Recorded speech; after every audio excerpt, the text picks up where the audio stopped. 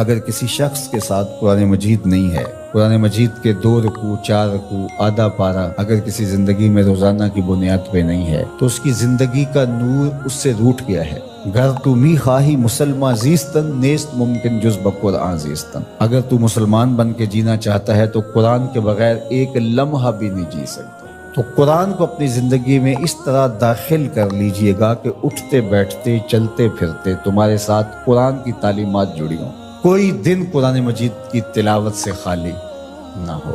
ہمیں اس کی ترغیب دی گئی ہے اور یہ خوش بختی کی علامت ہے کہ تمہارے ساتھ قرآن ہو۔ فرمایا گیا کہ وہ سینہ ایک قبرستان کی طرح ہے جس میں قرآن نہیں ہے۔ تو ایک تو قرآن مجید کی کچھ صورتوں کو باقاعدہ یاد کر کے اپنے سینوں میں نقش کرنا چاہیے، جس طرح سورۃ الملک ہے قرآن مجید کی دوسری صورتیں، اگر اس کے علاوہ بھی آخری پارہ جو ہے اگر سب یاد ہو جائے تو کم از کم آدھا پارہ آخری یاد کر لیں۔ سورہ الواقعہ ہے، سورہ یاسین قلب القرآن کہا گیا ہے، ایک مرتبہ سورہ یاسین پڑھنے سے 10 مرتبہ قرآن پڑھنے کا ثواب ملتا ہے، اور جو شخص اپنے دن کا آغاز سورہ یاسین سے کرتا ہے سارا دن وہ اللہ کی امان میں رہتا ہے۔ سورہ حشر کی آخری 3 آیات پڑھنے کی تلقین کی گئی ہے شام سویرے۔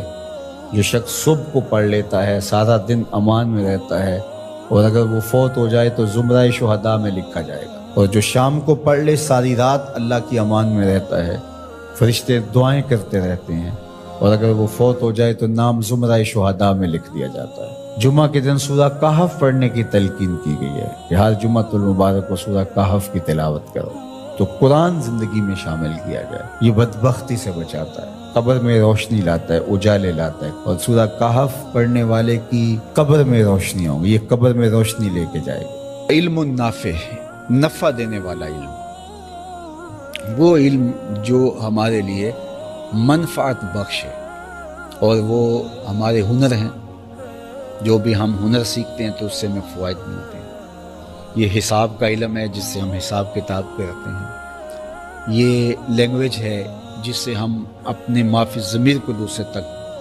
پہنچاتے ہیں اور دوسرے کی بات سمجھ پاتے ہیں۔ علم طب ہے، یہ علم نافع ہے، اور سب سے بڑا علم نافع علم دین ہے، جس سے ہمارے معاد کے لیے ہمیں رہنمائی ملتی ہے۔ تو بعض کا ہم ایسے علوم سیکھتے ہیں کہ جو ہماری دنیاوی اور اخروی منفعت کے لیے جو ہیں وہ اس کا کوئی تعلق نہیں ہوتا۔ جس طرح کچھ لوگ موسیقی سیکھ رہے ہوتے ہیں، باقاعدہ کلاسز بیرون ممالک میں تو لگتی ہیں، تو اس کا کوئی فائدہ نہیں ہے، یہ نفع بخش علم نہیں ہے۔ اسی طرح وہ ایک صاحب تھے کہ انہوں نے اس پہ محنت کی ہوئی تھی کہ پتہ نہیں کتنے سالوں سے جتنے یہ کرکٹ میچ ہوئے ہیں اس میں کس کرکٹر نے کتنے سکور کیے ہیں اور کس نے کتنے چھکے اور کس نے کتنے چوکے لگائے ہیں، تو وہ ان کو ازبر تھے، اور وہ دوستوں کی محفل میں بیٹھ کر کے لوگ اس سے سوال کرتے تھے اور وہ بتاتا تھا کہ اسے پتہ تھا کہ فلاں نے انڈیا کے کرکٹر نے، ویسٹ انڈیز کے کرکٹر نے، آسٹریلین جو ہے وہ کھلاڑی ہیں اور پاکستانی کھلاڑی، انہوں نے کس میچ میں کتنے جو ہے وہ سکور کیے ہیں، کتنے آؤٹ کیے ہیں، تو یہ باقاعدہ اس کے پاس ایک علم تھا۔ تو یہ علم نافع نہیں ہے، اس کا کیا فائدہ ہے؟ تو علم نافع جس کے بغیر جو ضروری فقہی ضروریات دین کے علم ہے، یہ فرض ہے ہم سب کے اوپر۔ یعنی اگر کوئی کاروبار کرتا ہے تو کاروبار کے جو شرعی ضابطے ان کو سیکھنا فرض ہے۔ اگر کوئی نہیں سیکھتا غلطی کرتا ہے تو وہ کہے کہ مجھے پتہ نہیں تھا اس لیے غلطی ہو گئی، تو گنہگار ہوگا۔ جس طرح کسی بندے کو ٹریفک کے قوانین کا پتہ نہیں ہے اور وہ رانگ چلا جاتا ہے اور گاڑی کسی میں مار دیتا ہے، تو بعد میں وہ کہے کہ جناب مجھے اس ضابطے کا پتہ نہیں تھا، یہ ون وے ہے، تو اس لیے ایسا ہو گیا، تو کیا اس کا چلان نہیں کٹے گا؟ اس کو سزا نہیں دی جائے گی؟ اس کے اس عذر کو قبول کر لیا جائے گا کہ اس کو قانون کا پتہ نہیں تھا، اس کے اس عذر کو مانا نہیں جائے گا؟ تو جہالت عذر نہیں ہے، ہمیں ضروریات دین سیکھنا ہمارے اوپر لازم قرار دیا گیا ہے۔ کاروبار کرتے ہیں تو کاروبار کے علوم، اسی طرح نماز ہے تو نماز کے علوم ہمیں سیکھنے چاہیے، اس کے فرائض کیا ہیں، واجبات کیا ہیں، مستحبات کیا ہیں، سجدہ سہو کہاں واجب ہوتا ہے کہاں نہیں واجب ہوتا ہے، نواقض وضو کیا ہیں، اسی طرح نواقض صلاۃ کیا ہیں، نماز پڑھتے ہیں، اسی طرح زکوٰۃ کے احکام کے ضروری احکام، ظاہر تفصیلی احکام کے لیے تو ہر بندہ نہیں کر سکتا، وہ تو محلے میں ایک عالم دین ہے تو یہ تفصیلی علوم سیکھنا فرض علی الکفایہ ہے۔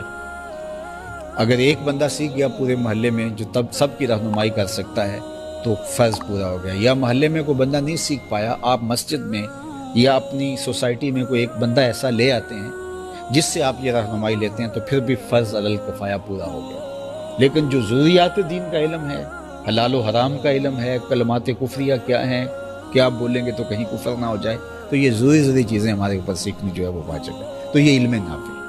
اس طرح ہنر ہے، آپ نے جو ہے وہ آپ اپنے ملک کے اندر رہتے ہیں تو ملک کے کچھ قوانین کو، آپ سڑک پہ نکلتے ہیں ڈرائیونگ کرتے ہیں تو آپ کو ٹریفک کے قوانین آنے چاہیے. اسی طرح جو ہے وہ باقی جو قوانین ہیں، ضوابط ہیں، جو علم نافع کے نفع بخش علم ہے، تو یہ حسنات دنیا سے ہیں. تو یہ دعا بھی مانگنی چاہیے اور اس کے لیے کوشش بھی کرنی چاہیے.